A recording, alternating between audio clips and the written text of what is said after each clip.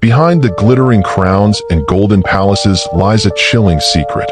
Women born into royal dynasties often carried the heavy burden of inbreeding. Today, we uncover the most infamous stories of royal women whose lives were shaped and destroyed by the obsession with pure bloodlines.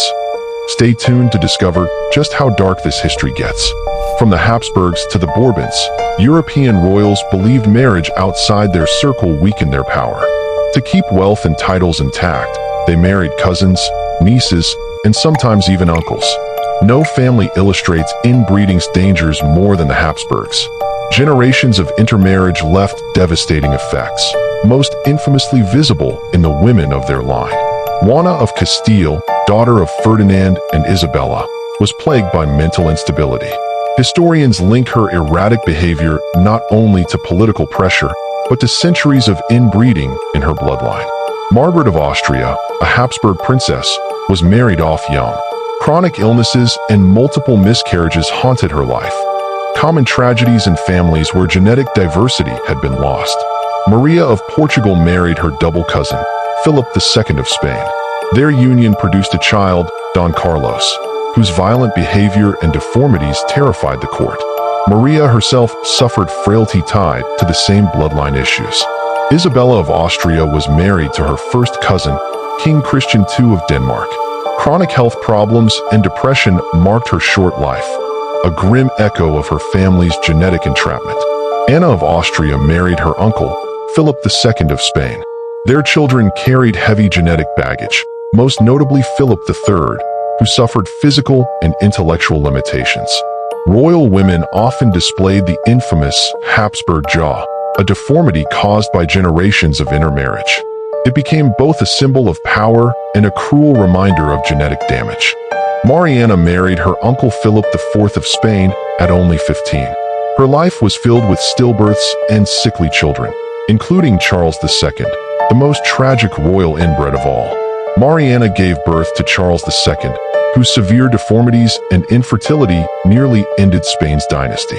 She became a symbol of the dangers of centuries of inbreeding. Catherine of Braganza, wife of Charles II of England, came from a heavily inbred Portuguese line. She struggled with infertility, cementing how tangled bloodlines doomed royal women to failed pregnancies. Though remembered for her tragic end, Marie Antoinette was also a Habsburg. Centuries of inbreeding lingered in her fragile health, frequent illnesses, and miscarriages.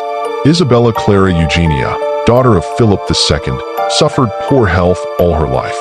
Her marriage to her cousin Albert did little to strengthen their dynasty, once again showing the weakness in pure royal blood. Joanna of Austria, regent of Spain, was both niece and wife to close relatives.